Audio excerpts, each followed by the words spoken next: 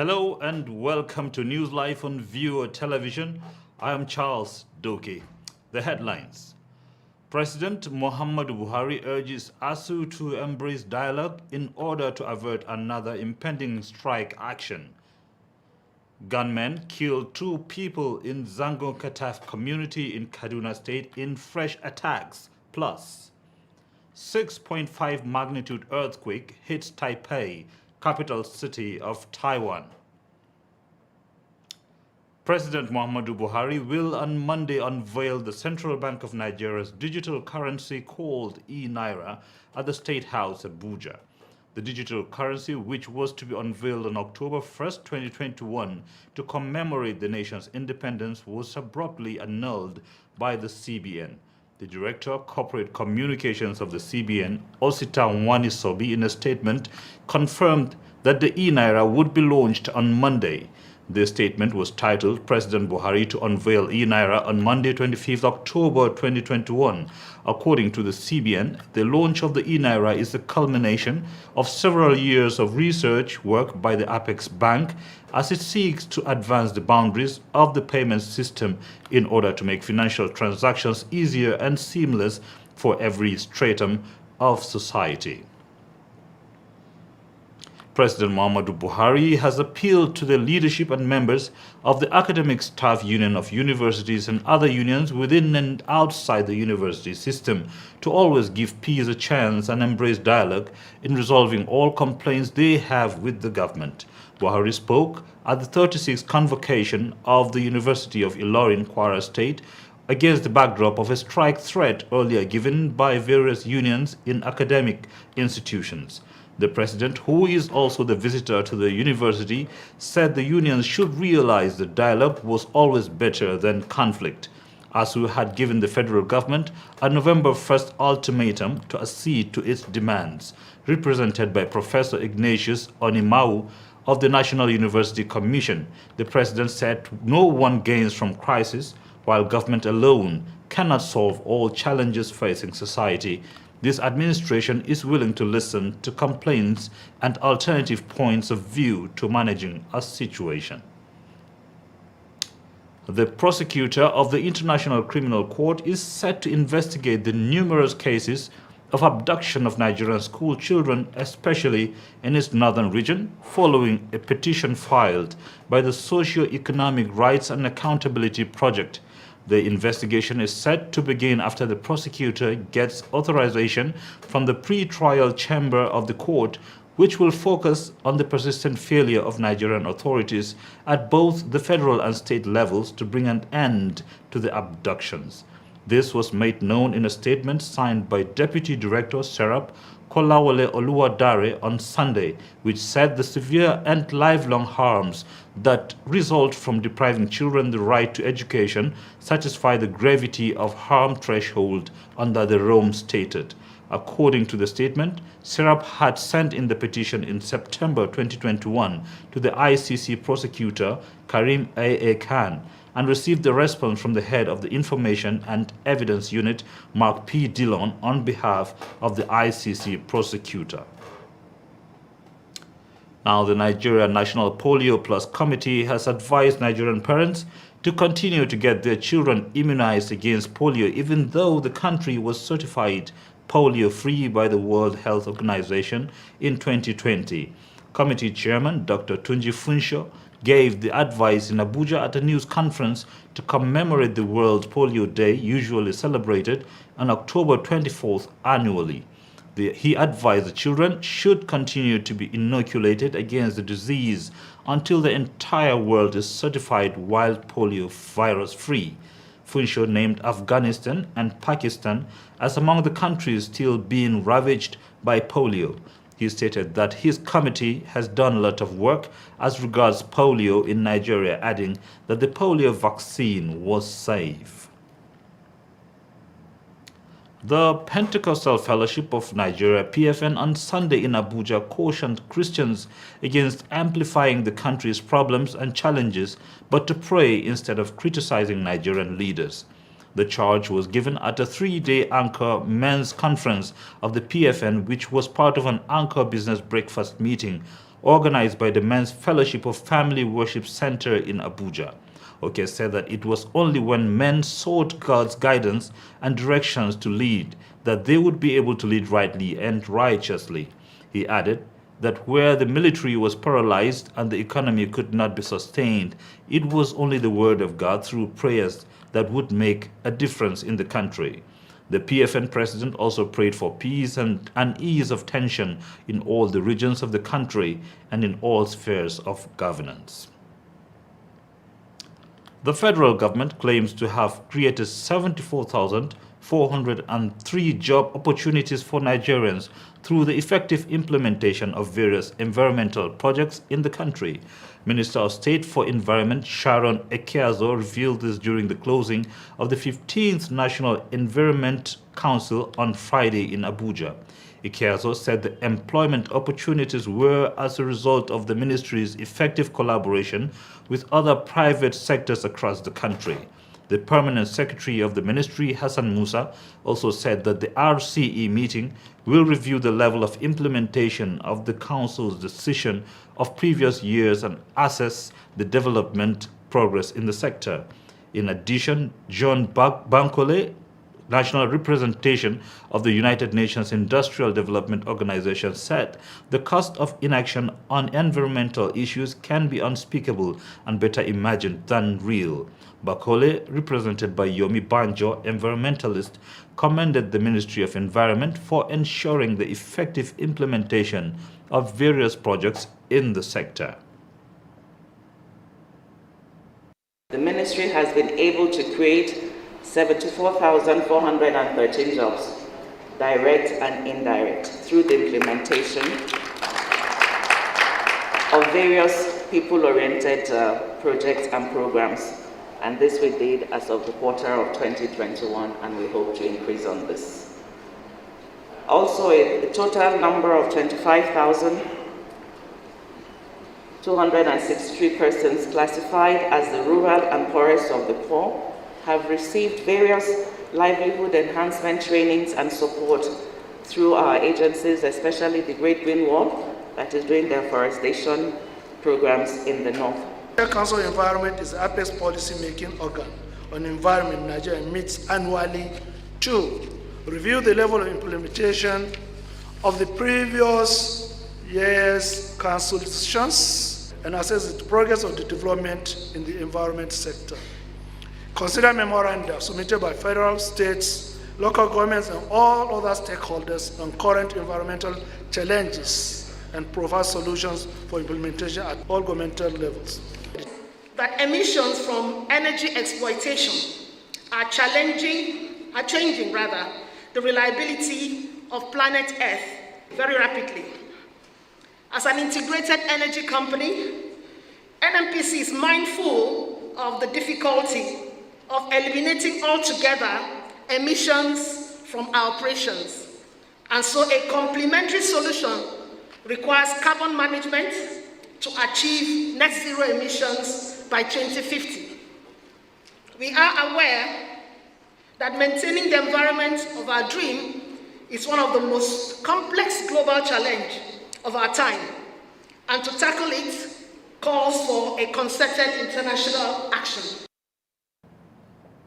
The indigenous people of Biafra IPOB has declared a one-week sit-at-home protest across the southeast states starting from November 5th, the eve of the governorship election in Anambra State.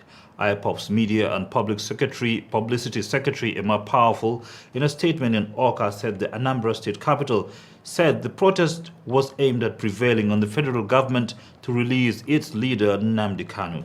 The group vowed that the protest would go on as planned if Kanu was not released before November 4th. Kanu is facing trial on a 7-count amended charge bordering on treason and terrorism. The federal government had blamed the IPOB leader for the murder of Dr. Chike Akunyili, the husband of a former Director General of the National Agency for Food and Drug Administration and Control, late Professor Dora Akunyili. Now, troops of Operation Safe Haven have reported that some unidentified persons attacked and killed 2 persons in Ongwan Taila village, Zangon Katav local government area of Kaduna State. Samuel Aruan, the Commissioner for Internal Security and Home Affairs, explained in a statement issued on Sunday that the troops arrived in the village to discover that the assailants had killed 2 residents. The statement stated that Governor Nasir El-Rufai, while receiving the report, expressed deep regret at the further loss of lives from such attacks in the area. According to the statement, he prayed for the repose of the souls of the deceased and conveyed his heartfelt condolences to their families. In the meantime, the statement said that Nigerian troops would continue search and rescue operations in the area, saying that citizens will be further updated. When NEWSLIVE returns, the Nigerian Air Force aircrafts under Operation Hadinkai have continued their onslaught on terrorists and insurgents on islands and localities around the Lake Chad. Details of this and more comes to you after the break.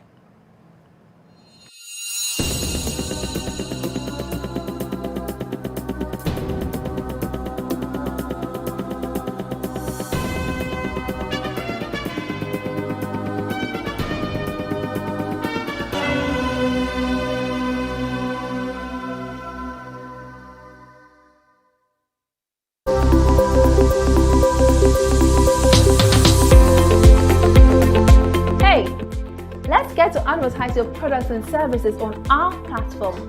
Viewer Television is here to give your business a boost with a touch of professionalism. If you're a brand owner, entrepreneur, proud business owner, let's place your business in the face of your customers. Contact us so we can talk business on 081-2121-2278 or info@viewertv.com.ng. Always remember, we are here for you.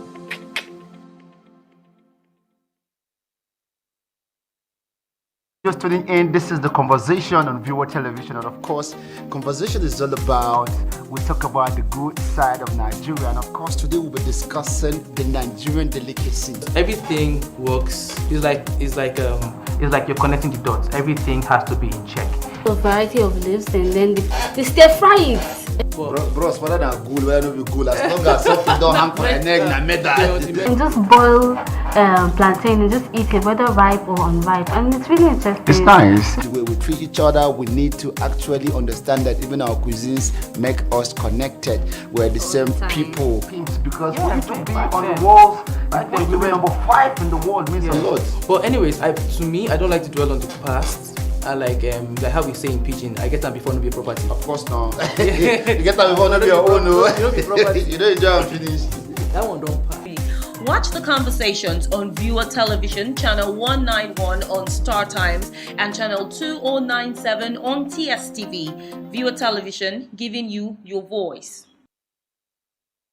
Hi, my name is Ike Marton. Being an anchor has been a tremendous experience, from editing the news to reading the news. As an anchor, you have to be objective and impartial. Sometimes you have to put on a very indifferent look, a stoic character, such that you do not display your emotions. But then the stories that we tell, from politics to the economy to insecurity to education, also affect us. And as journalists, we're also affected by stories. From the teleprompter to the lights to the camera to the action to the reading of the news, it's all a synchronization of various activities at the same time. Sometimes you have to listen to feedback, sometimes you have to stop, sometimes you have to continue. Sometimes, there are technical hitches that we can never overlook, but then you have to come up with a strategy, you have to come up with your professionalism to ensure that the audience do not even know what is happening behind the scenes, and then you just have to carry on.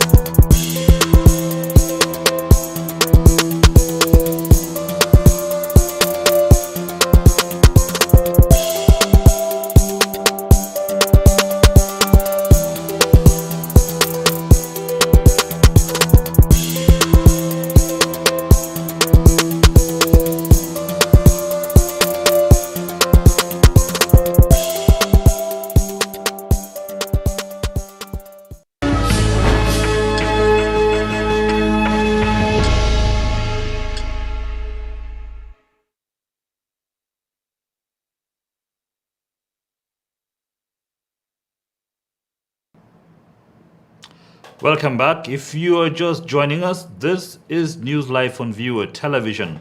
A recap of our top stories. President Muhammadu Buhari urges ASU to embrace dialogue in order to avert another impending strike action. Gunmen killed 2 people in Zangon Kataf community of Kaduna State in fresh attacks. Plus, 6.5 magnitude earthquake hit Taipei, the capital city of Taiwan. Moving on, the Nigerian Air Force aircrafts under Operation Hadinkai have continued their onslaught on terrorists and insurgents on the islands and localities around the Lake Chad. The latest assault has led to the decimation of dozens of terrorists converging in a boat around the area. Air Force spokesman Air Commodore Edward Gapquet, who spoke on the latest breakthrough, noted that upon receiving credible intelligence that about 20 boats with suspected Boko Haram terrorists were converging for a meeting on an island in the Tumbuns on the Lake Chad and at Malam Fatori, 3 Air Force aircrafts under Operation Hadinkai were assembled to undertake strikes on the targets. The Air Force fighting capacity was boosted by the recent delivery of the 12 A-29 Super Tucano fighter jets from the United States. The Minister of Information and Culture, Lai Mohammed, had described the fighter jets as a game changer, saying they have been used for operations in the Northeast. Now, after an enlarged Security Council meeting about bandits' attack on Goronyo Market, which claimed the lives of 43 people last week, the Sokoto State government has formally written to the federal government to suspend the blockade of telecommunications services earlier imposed on 14 local government areas of the state. Governor Aminu Tambuwal of Sokoto State disclosed this when he received the Northeast Governors Forum, represented by Governor of Borno and Gombe State, Professor Babagana Zulum and Inua Yahaya respectively, who paid a condolence visit to the state over the bandits' attack of last week. According to Governor Tambuwal, the call for the rescinding of the blockade became necessary because of concerns expressed by security outfits in the state that the outage was affecting the smooth conduct of their works. Tambuwal, who attributed the influx of the marauders to the security operations in Zamfara State, asked the federal government to expand the onslaught against bandits' operation to other states of the Northwest. The Nigerian Army has said it is working with other sister security agencies to curb the rate of insurgency and crime in Borno State. The GOC of 7th Division of Maimalari Cantonment disclosed this in a maiden combined inter-agency route march in Maiduguri. Our correspondent Bitru Krusi was there for Viewer Television. The march of the Army and other interagencies started from 7th Division Garrison at about 5:30 of Saturday morning. The agencies comprise of Nigeria Army, Navy, Air Force, Police, Customs, Immigration, NDLEA and the NSCDC, among others. They marched along the streets of the capital city, chanting joyous songs to boost the morale of the long walk.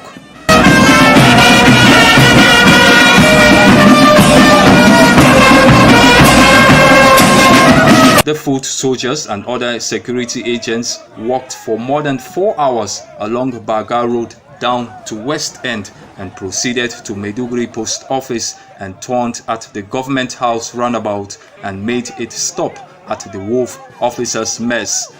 At the Wolf Officers' Mess, the General Officer Commanding Abdul Wahab Tayo said the joint physical fitness walk is to show solidarity among the security agencies in combating insecurity and insurgency in the state. Underlining this outing is primary purpose to really tell the host community that we are capable of giving them the so much needed security. As to whether the force that are in this Maiduguri and environs can combat or not the insurgents, whoever that is in doubt will have told themselves now that we are more than enormous. Are we right to say that? Yes, sir! Both Nigerian military and other security agencies were one. We are operating as one, and this signifies that we are going to defeat any enemy. Major aim is to ensure that there's peace in Borno State and in general. So it is a good initiative to work together as one family. My own advice to the people, to the all of us, is to work hard, vigilant very well, and then to help the Borno State at large, to Nigeria at large.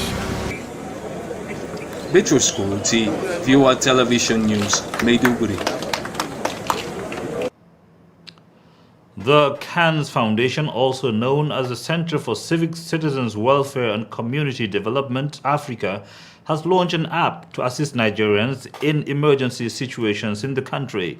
Co-founder and executive director Olajide Abiose said at the launch of the app in Abuja that the app, known as Backup, was developed with the support of the Open Society of West Africa. According to Abiose, the Backup app, a new law enforcement anti-brutality digital intervention platform, would create an effective system for intervention and data collection in cases of brutality against citizens by law enforcement agencies.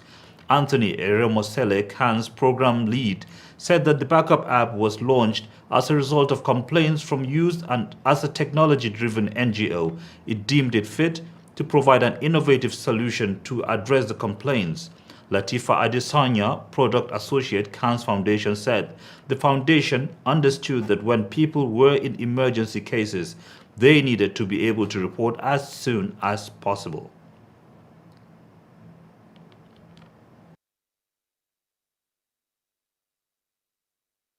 Created as our intervention to the unending crisis of law enforcement brutality in Nigeria.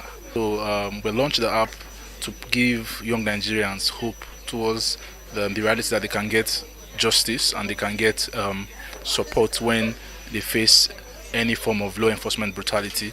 The app works by allowing you to trigger an emergency and share your live location and information around, particularly video and audio information around what's happening in real time, to both your emergency contacts from family and friends and stakeholders who can provide intervention for you in that kind of emergency. It arises as a result of various complaints from the youth. You know, as a technology-based NGO that uses technology to provide innovative solution, so we saw a gap in the society and we felt the need to fill that gap.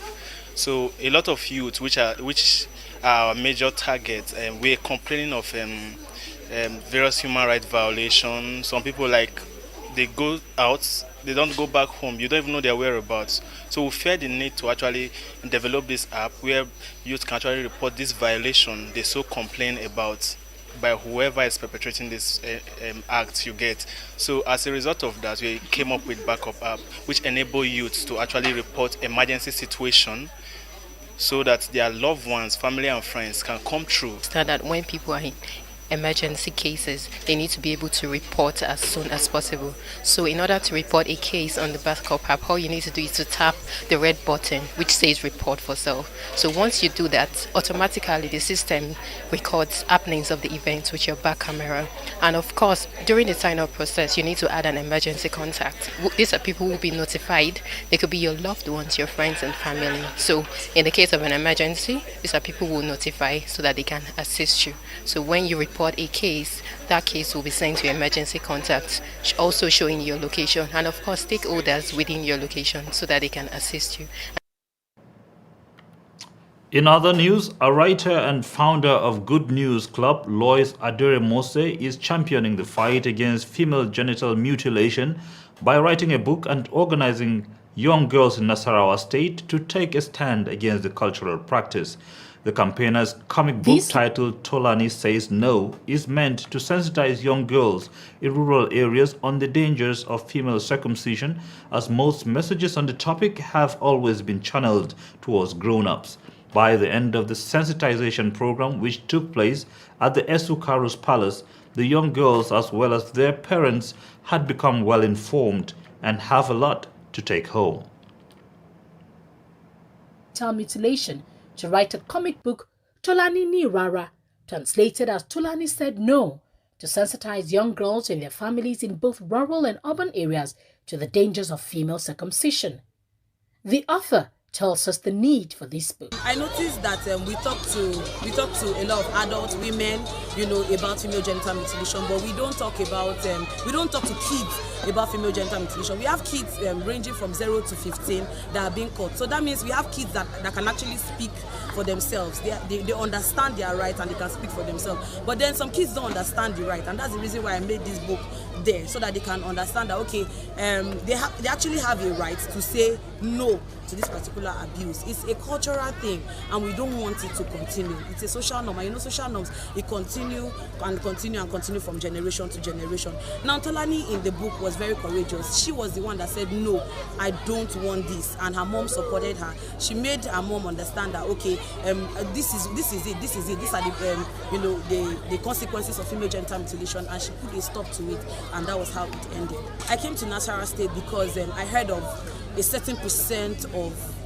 female genital mutilation case in Nasarawa State. Actually, I was moving towards the Yoruba, just like the book was titled. I was thinking, because we have actually the highest in the Yoruba states, but I noticed that they have some issues here, and I just decided that, okay, since some communities with a percentage of 87% is having female genital mutilation, and they are doing a very dangerous type of female genital mutilation, which is infibulation, then I need to come here and make the children themselves understand that they can say no to this particular abuse. 16-year-old Precious Agbo has learnt a lot from this sensitization. I learned that a girl has her own choice. You have to leave a child to make her own choice and decisions. It's not her fault that she doesn't want to be mutilated, but because of the experience her friends has faced, so she's feeling scared to be mutilated. But at the end of everything, she had a victory. The queen. Now, a cross-section of statesmen and women have called for concerted efforts to ensure collective preservation of every mother tongue in Nigeria. Dr. Adaoha Ekwosa, former Commissioner of Nigeria to ECOWAS, was among those who made the call at the launch of 2 books in Abuja. The books, titled Folktales from Igbo Land and Riddles Made Easy, were written by May Ikwoku. She said there is need to unite Nigerians against extinction of Nigerian languages. The author, May Ikwoku, reiterated the need for the promotion and preservation of Nigerian languages through reading. Also speaking at the event, another statesman, Professor Bath Naji, who is a former Minister for Power, commended the efforts of the author in striving to preserve the Igbo language.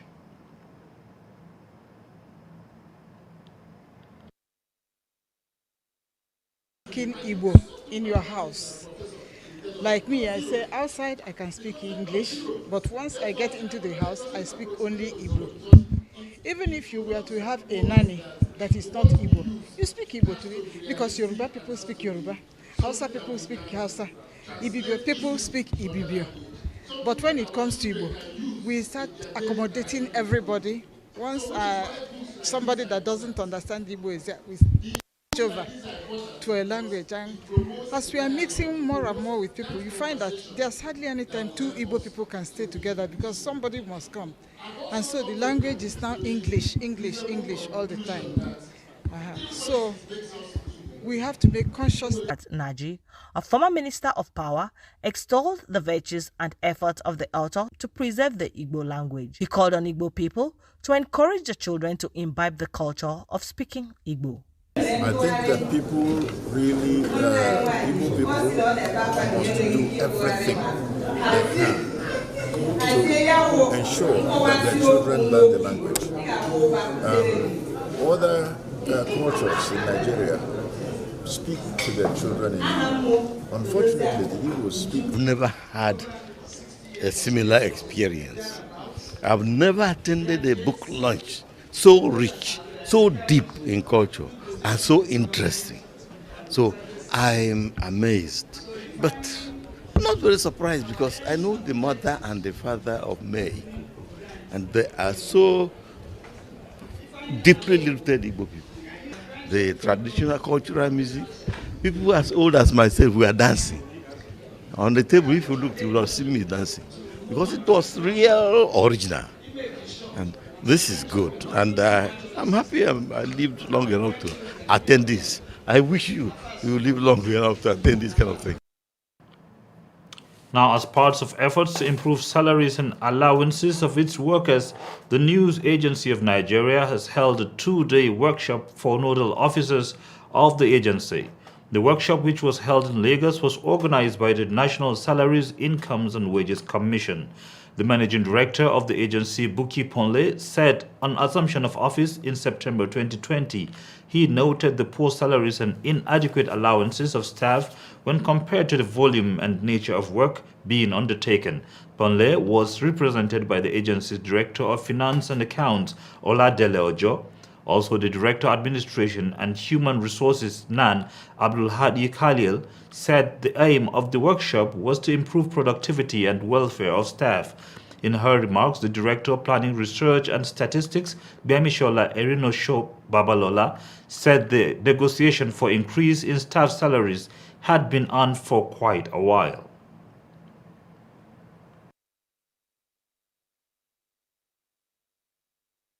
Made it known that yes, as much as it's going to work so much for staff welfare, the staff must also deliver the mandate of the agency timely. We are insisting that our staff must give more.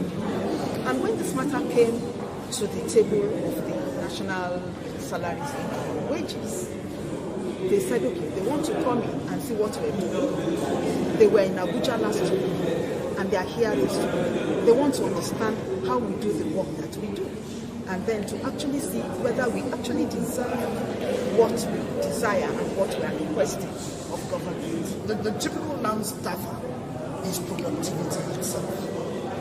For us, we work 24/7. And it's not just about the editorial staff. You find that every other department works psychology. We have the engineering, they are working round the clock. They are here every day. We are here Monday to Sunday. We don't have holidays. We don't have part-time or what. In fact, our job is more than full-time. And so we feel that if some other parastatal agencies are being given certain allowances, people who work in NAN also deserve. And on the international scene, hundreds of migrants from the Middle East try to cross the Polish-Belarusian border illegally through the forest every day to seek asylum in the EU. Nearly 6,000 Polish soldiers and border guards are patrolling to try to send them back to Belarus. Entire families are trapped between the two countries and are trying to survive in increasingly difficult conditions. One of thousands of migrants, mostly from the Middle East, who have tried to penetrate the 400-kilometer border since August, Abd al-Wareth said he left the financial crisis in Lebanon in search of a better life. The EU suspects Belarus is masterminding the unprecedented influx of migrants into Poland as a form of retaliation against EU sanctions, but the regime has put the blame on the West. والأطفال مرضى فقالوا لنا اذهبوا إلى سوريا. Well, it's my decision. I came this way, but not to be treated like this. Okay, you don't want me here, you don't want me in Belarus, just to depart me back home. That's all I'm asking for. I'll pay for my own ticket, just depart me back home.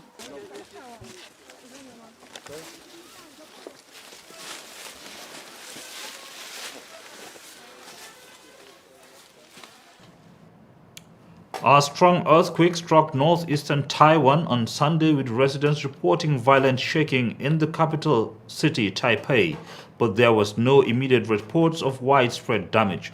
Taiwan's Central Weather Bureau said the quake was of magnitude 6.5, the biggest on the island this year, while the U.S. Geological Survey gave a lower figure of 6.2. It hit northeastern Yilan County at 1:11 p.m. at a depth of 67 kilometers. The main quake was followed by a 5.4 magnitude aftershock, and Taipei's MRT metro system shut down as a precaution for the little under an hour before service resumed. And in Uganda, a deadly blast in Kampala late on Saturday appeared to be an act of terrorism, Ugandan President Yoweri Museveni said on Sunday. He said the explosion in the capital killed one person, although the Ugandan Police Chief Political Commissar Hassan Kasingye said late on Saturday that 2 people were killed. There was no immediate claim of responsibility. Officials did not immediately respond to requests for comment. Videos shared on social media, however, showed panicked and confused revelers illuminated by blue police lights. And that's all on News Live, but before we go, a recap of our major stories. President Muhammadu Buhari urges ASU to embrace dialogue in order to avert another impending strike action. Gunmen killed 2 people in Zangun Kataf community of Kaduna State in fresh attacks. Plus, 6.5 magnitude earthquake hits Taipei, capital city of Taiwan. That's all we have for your News Live. Thanks for watching.